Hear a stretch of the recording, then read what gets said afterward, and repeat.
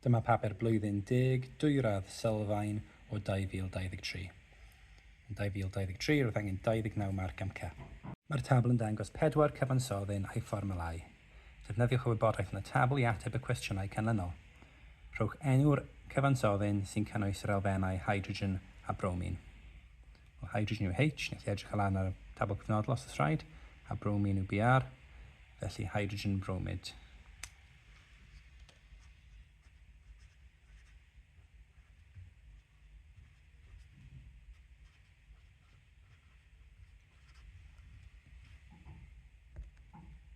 Rhowch enwau'r elfennau sy'n bresennol mewn ethan. Mewn ethan, mae yna C a mae yna H. C yw carbon a H yw hydrogen. Rhowch gyfanswm nifer o'r atomau sydd mewn moleciwl o nitrogen dioxid. Nitrogen dioxid yn NO2, felly mae yna 1 nitrogen a 2 oxygen sy'n rhoi gyfanswm o 3. Ticiwch y blwch wrth ymyl y diagram sy'n cynrychioli moleciwl ammonia, NH3. Mae yna 1 nitrogen a 3 hydrogen, felly mae yna gyfanswm o 4 atom. Edrych am rhywbeth gyda 4 atom. Dyna ni, 1 nitrogen, 3 hydrogen. Mae rhai morgrug yn chwistrellu cymysgedd tocsig sy'n cynnwys asid fformig i amddiffyn ei hunan rhag ysglyfaethwyr. Mae pob moleciwl asid fformig yn cynnwys 2 atom o hydrogen, 1 atom o carbon a 2 atom o oxygen. Defnyddiwch y wybodaeth hwn i rhoi fformwla asid fformig. H2 CO2. Maen nhw'n derbyn yr elfennau mewn unrhyw drefn. Mae'r blwch yn cynnwys enwau 3 cyfansoddyn sydd wedi gwneud o ionau positif ac ionau negatif, neu efo lithium clorid, magnesium bromid a calsium oxid. Rhowch fformulau'r ionau sy'n bresennol mewn lithium clorid. Ni edrych lan ar y tabl yma. Mae lithium yn +1 ac mae clorid yn -1.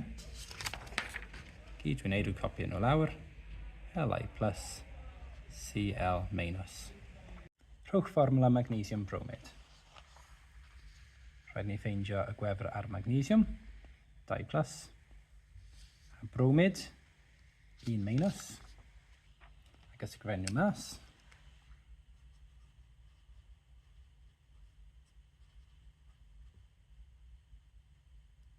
Ar y poen am y gwefrau, ond os mae'n rhydd, ni swopo fe a rhoi ar y gwaelod. Felly fformwla magnesium bromid yw MgBr2.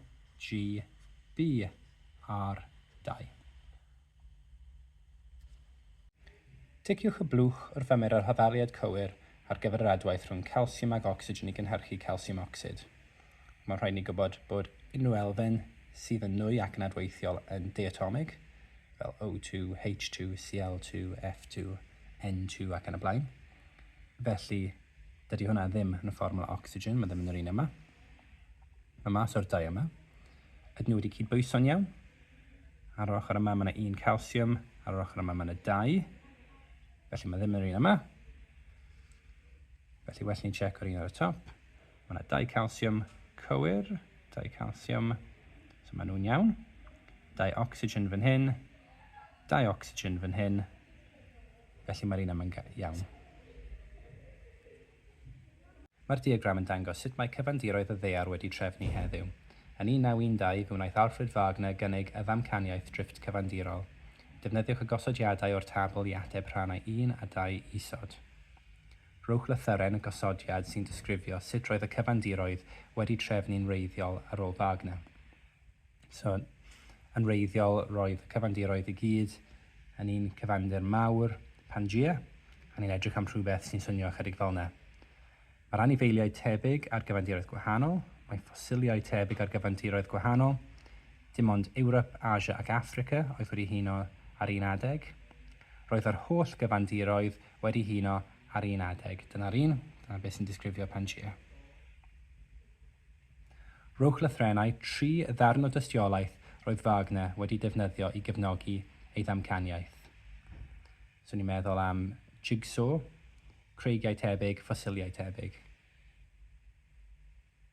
Mae anifeiliaid tebyg ar gyfandiroedd gwahanol. Bosib, ond mae ddim yn un o'r rhai ni jyst i dweud. Mae ffosiliau tebyg ar gyfandiroedd gwahanol. Ydy. Fe? Dim ond Ewrop ac Asia. Na, roedd y holl gyfandiroedd wedi huno. Fe ddim yn gwybod hwnna. Mae cyfandiroedd gwahanol yn ffitio fel jigsaw. Mae creigiau tebyg ar gyfandiroedd gwahanol. Ef. So dyna'r 3. Tanlinellwch y gair cywir yn y cromfachau i gwblhau'r frawddeg ganlynol. Doedd Wagner ddim yn gallu esbonio sut roedd y cyfandiroedd yn symud, ond erbyn hyn rydyn ni'n gwybod bod hyn yn digwydd oherwydd cereintiau dargludiad, darfudiad neu peladriad a mantell y ddaear. Darfudiad yw'r ateb. Mae'r tabl yn dangos sut mae tymheredd cymedrig atmosffer y ddaear wedi cynyddu rhwng 1960 a 2010.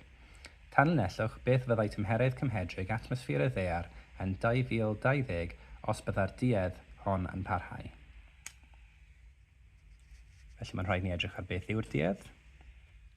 Mynd lan 0.1 fan hyn, 0.2, 0.1, 0.1, 0.2. So ni eisiau 0.2 neu 0.1 yn uwch na 14.6, felly 14.8 yw'r ateb. Enwch y nwy sy'n bennaf cyfrifol am cynnydd mewn tymheredd. Carbon dioxid sy'n bennaf gyfrifol am cynhesu byd-eang. Rhowch ddwy o effeithiau cynhesu byd-eang. Mae yna llawer chi'n gallu mynd am fan hyn. Gallwch chi mynd am newid hinsawdd, mwy o dywydd eithafol, mwy o ymodau sychder, mwy o lifogydd, tannau coedwig, geafau a mwy o eira, arafu llif y gwlff sy'n arwain at dywydd oerach yn y Deyrnas Unedig a Gogledd Ewrop, capiau iâ pegynol yn ymdoddi, lefelau'r môr yn codi, cynydau'n methu, pla gwahanol yn effeithio ar dir fferm, colli cynefinoedd bywyd gwyllt. Rhaid chi dysgu rhai o nhw. Yn lle dysgu rhai newydd, ewch am rhai ydych chi'n gyfarwydd gyda'n barod. Falle chi'n gyfarwydd gyda'r syniad bod cynhesu byd-eang yn achosi lefel ar môr i godi a mwy o dywydd eithafol. Mae'r tabl yn dangos sut mae hydoddedd potasiwm nitrad mewn dŵr yn amrywio gyda tymheredd. Ticiwch y blwch sy'n dangos yn fras sawl gwaith yn fwy hydawdd yw potasiwm nitrad ar 40 gradd Celsius nag ydyw ar 10 gradd Celsius. Ar 40 gradd Celsius, yr hydoddedd yw 64, ar 10 gradd Celsius mae'n 21. Mae 64, cyfrifiannell, rhannu 64 gyda 21, neu wneud eich pen, mae 21 yn mynd mewn i 64 tua 3 gwaith. Felly mae tua 3 gwaith yn fwy hydawdd. Plotiwch hydoddedd potasiwm nitrad yn erbyn tymheredd ar y grid. Tynnwch linell addas. Pan mae'r tymheredd yn 0, mae'r hydoddedd yn 13. Dyma gweddill y pwyntiau, a dyma gromlin addas. Nodwch hydoddedd potasiwm nitrad ar 45 gradd Celsius. Rhaid mynd lawn o 45 i'r graff, ac ar draws.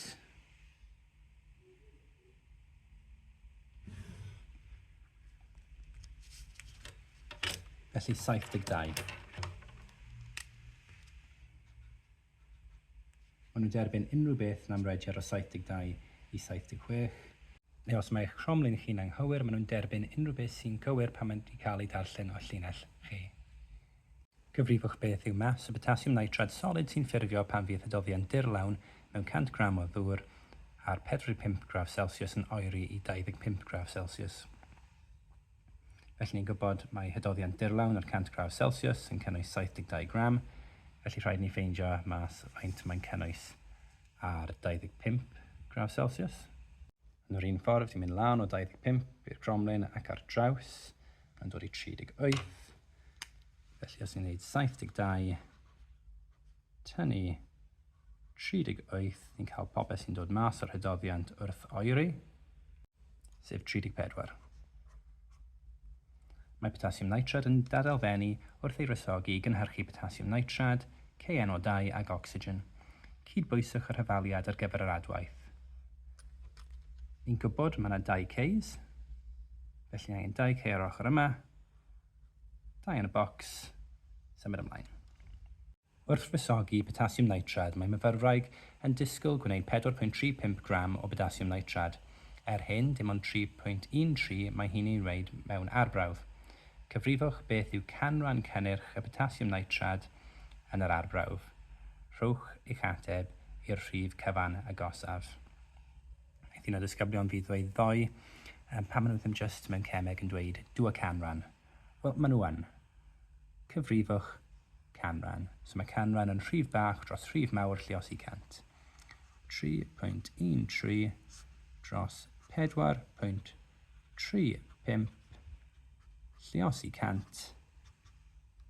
A mae hwnna yn dod i 71.9, maen nhw eisiau fe i'r rhif cyfan agosaf, felly mae'n dod i 72.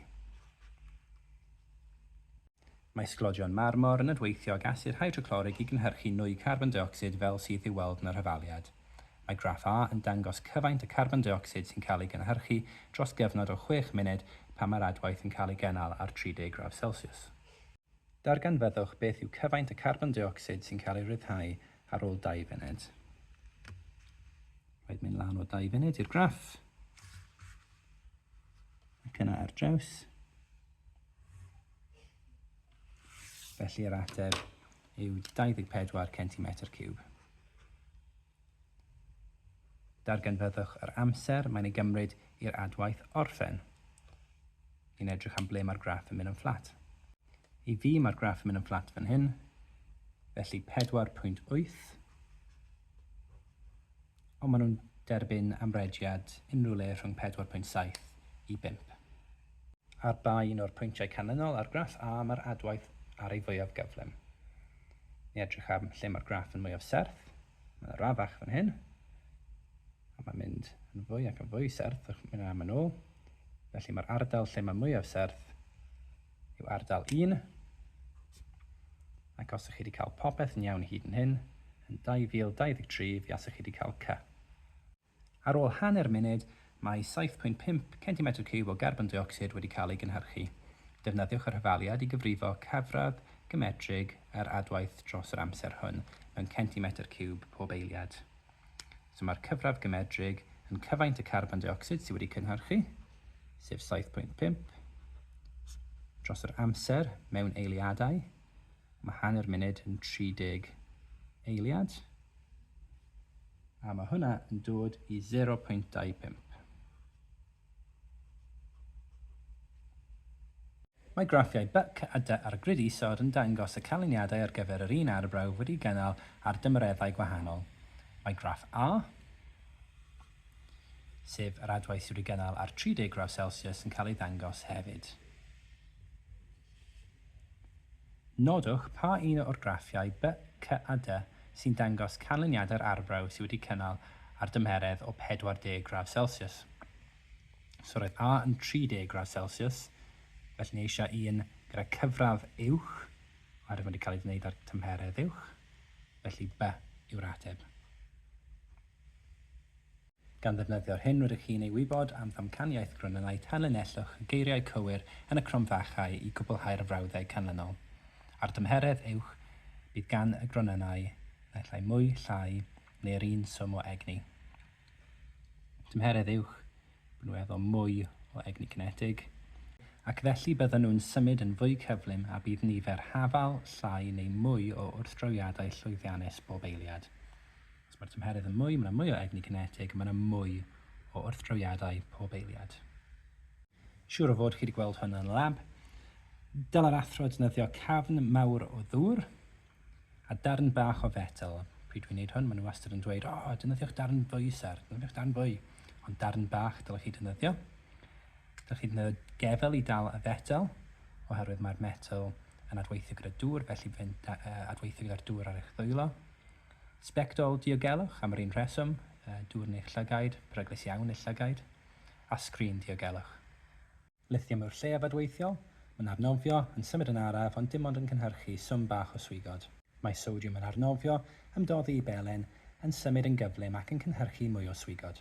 Potasiwm yw'r mwyaf adweithiol. Yn arnofio, yn symud yn gyflym iawn, yn llosgi â fflam lelog ac yn cynhyrchu llawer iawn o swigod. Mae ionau ffluorid yn bennaf o sodium ffluorid i'w cael yn naturiol yn dŵr yfed mewn rhai ardaloedd o Loegr. Mae cronodiad yr ionau ffluorid hyn yn eithaf isel gyda gwerthoedd yn llai na 0.5 mg pob decimetr ciwb. Hyn, mae cwmnïau dŵr mewn rhai ardaloedd o Loegr yn ychwanegu ionau ffluorid at ddŵr yfed. Mae'r ardaloedd lle mae hyn yn ddigwydd yn cynnwys Swydd Efrog, y Gogledd Ddwyrain, Dwyrain y Canolbarth a Gorllewin y Canolbarth. Cronodiad cymedrig ar ionau ffluorid sy'n cael ei hychwanegu yw tua 1 mg pob decimetr ciwb. Rydyn ni'n gwybod bod cronodiad uchel o ionau ffluorid mewn dŵr yfed yn gallu bod yn wenwynig a hefyd yn gallu achosi ddanedd i droi'n felyn, ffluorosis. Mae ffluorideiddio dŵr yfed yn fater dadleuol.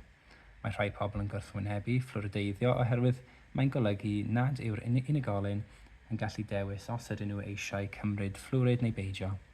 Mae'r tabl yn dangos nifer cymedrig y ddanedd sydd wedi pydru, sydd ar goll neu wedi lenwi mewn plant 5 oed mewn rhai ardaloedd o Loegr yn 2018. Pa ddau o'r gosodiadau canlynol sy'n gywir yn ôl y wybodaeth sy'n cael ei roi? Yn Llundain, Swydd Efrog a'r Gogledd Orllewin, mae'r DPGL cymedrig yw 1. So ni'n edrych ar Llundain, Swydd Efrog a'r Gogledd Orllewin. Wedyn ni'n penderfynu, ni'n gallu gweithio mas o'r gyfrifiannell, ond jyst tre edrych arno fe, ni'n gallu gweld 1, 1 a 0.7, so mae'r cymedr o'n nhw ddim yn 1, so mae ddim yn yr un gyntaf. Ar gyfer yr ail un, y Dwyrain sydd ar DBGL cymedrig isaf. So ni'n edrych ar y Dwyrain, 0.6, os yna unrhyw beth yn mwy na 0.6, nag oes, felly mae hwnna'n gywir. Dwyrain y Canolbarth sydd ar DBGL cymedrig uchaf.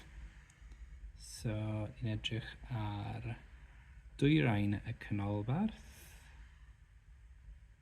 0.9. Os unrhyw beth yn mwy na 0.9, oes, so mae ddim yn hwnna. Yn y Dwyrain, y Orllewin a'r Dwyrain, y DBGL cymedrig yw 0.7. So ni'n edrych ar Dwyrain, Orllewin, a Ddwyrain. So eto, mae hwnna ddim yn mynd i roi cymedr o 0.7, felly mae hwnna ddim yn gywir. Mae'r DBGL cymedrig Dwyrain y Canolbarth yn is na Swydd Efrog. Dwyrain y Canolbarth 0.9. Swydd Efrog 0.1. Ie, mae hwnna'n is, ni wedi ffeindio yn 2. Rhain o'r gosodiadau canlynol sy'n cefnogi'r ddadl dros ffluorideiddio dŵr yfed. Ym mhob ardal sydd â dŵr yfed wedi ffluorideiddio, mae'r DBGL cymedrig yn is nag mewn ardaloedd sydd ddim yn ffluorideiddio dŵr yfed. Fan hyn, maen nhw'n dweud i ni pa ardaloedd sydd yn ffluorideiddio i ddŵr, Gorllewin y Canolbarth, Swydd Efrog, Gogledd Ddwyrain, Dwyrain y Canolbarth.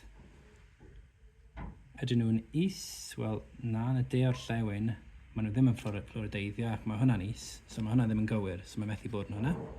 Ym mhob ardal sydd â dŵr yfed wedi ffluorideiddio, mae'r DBGL cymedrig yn yr un peth ac ydyw mewn ardaloedd sydd ddim yn ffluorideiddio dŵr yfed. Wel, na, maen nhw'n gwahanol ym mhob un, so eto mae hwnna ddim yn gywir.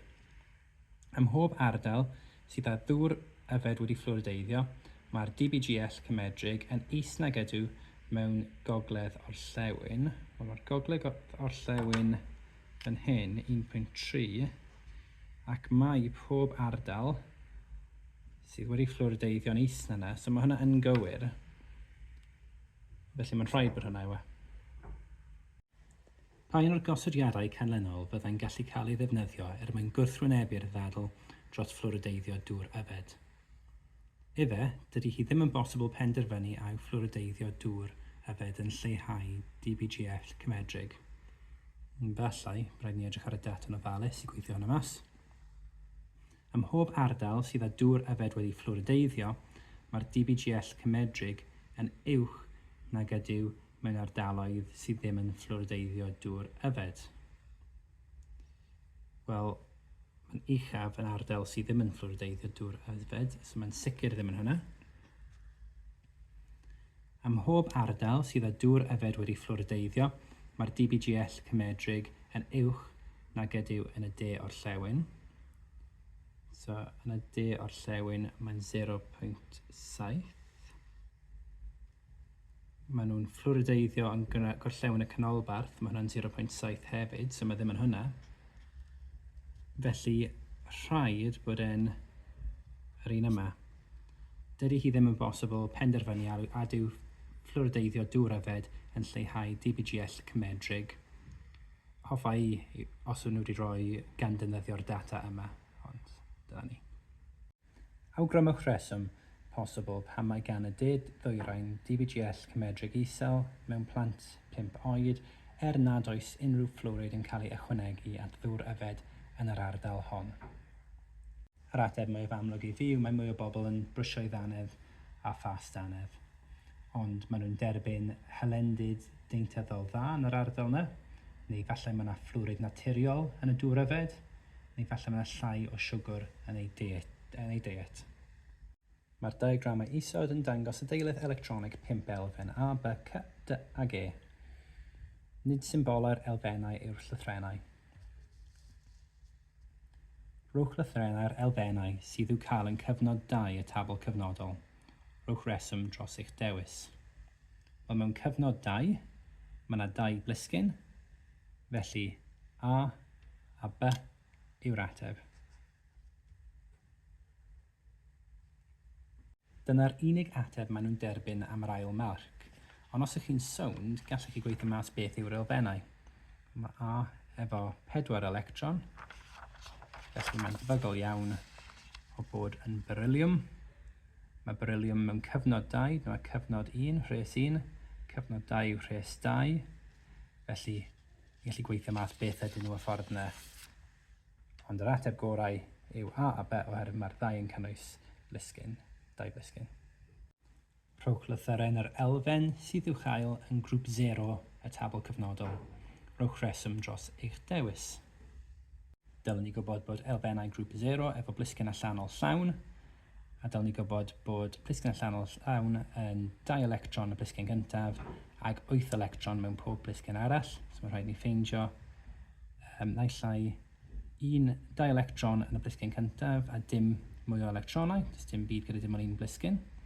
Dwi'n symud mas i'r blisgyn nesaf, a rhaid ni ffeindio 1 gyda 8 blisgyn nawr yn y blisgyn allanol, sef D. Esboniwch sut mae adeiledd electronig elfen E yn gallu cael ei ddefnyddio i ddarganfod ei rhif atomig. Dylwn ni gwybod bod nifer yr electronau yn hafal i nifer y protonau. Mae nifer y protonau yn hafal i'r rhif atomig, ac mae E efo 11 electron, felly ei rhif atomig yw 11. Mae un o'r diagramau yn cynrychioli yr elfen ocsigen. Mae ocsigen yn weithio â potasiwm i ffurfio potasiwm ocsid. Rhowch y fformwla ar gyfer potasiwm ocsid a chydbwyswch yr hafaliad ar gyfer yr adwaith hwn. Mae potasiwm yn K+, ac mae ocsigen yn O2-.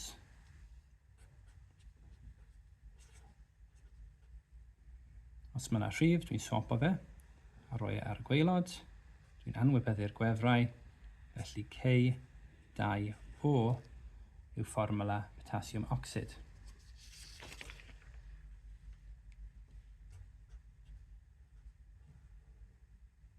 Nawr rhaid cydbwyso fe. Mae gen i 2 K2O. Mae yna 2 K mewn pob un o nhw, a mae yna 2 O nhw. Felly mae gen i 4 potasiwm ar yr ochr yma, felly dwi angen 4 yn y bocs yma. Mae'r diagram yn dangos dosbarthiad dŵr ar y ddaear. Defnyddiwch wybodaeth yn y diagram i gyfrifo cyfaint y dŵr croyw sydd ar gael fer dŵr wyneb. So faint o dŵr croyw sy'n yna? Mae yna 35 miliwn kilometr ciwb, a wedyn pa ganran ohono sy'n dŵr wyneb? 1.2. Maen nhw eisiau'r ateb mewn miliwn kilomedrau ciwb, felly gyd sy'n rhaid i ni wneud yw cymryd 35 a wedyn gweithio mas 1.2% o 35.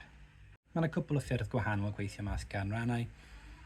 Rydych chi'n gallu cymryd 35 chi efo, rhannu gyda 100 i gael 100 a wedyn lleosi gyda'r canran chi eisiau.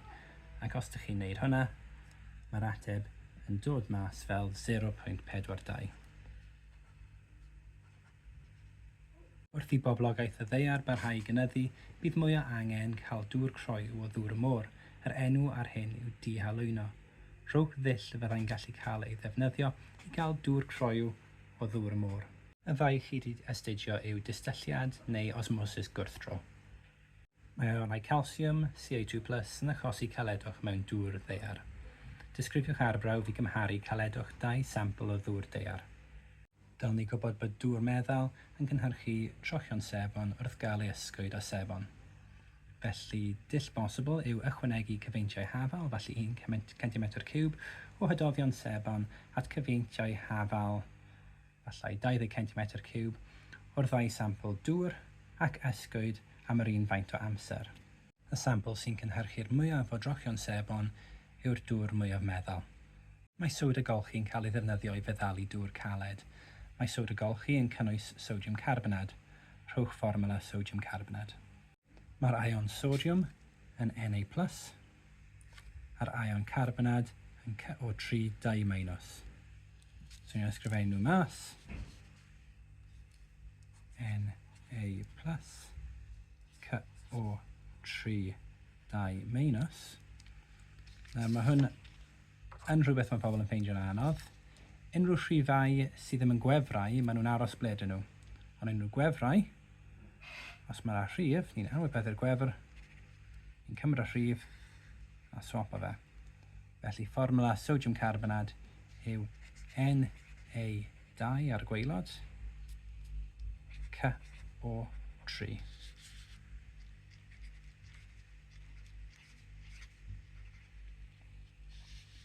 Eto, dim ond rhifau'r gwefrau sy'n cael eu swapo ac sy'n mynd ar y gwaelod, mae pob rhif arall yn aros gyda'r ion. Dyna diwedd y papur.